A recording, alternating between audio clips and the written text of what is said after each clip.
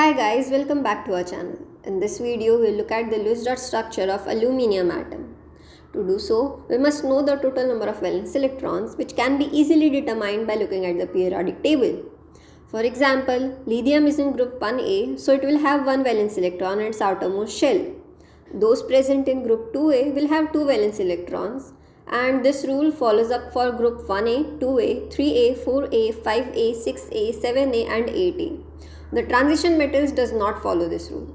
So here we can see that the aluminum atom is in group 3A, so it will have 3 valence electrons.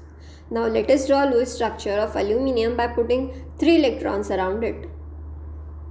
So this is the Lewis dot structure of aluminium, and for more such videos make sure to subscribe our channel and thank you for watching.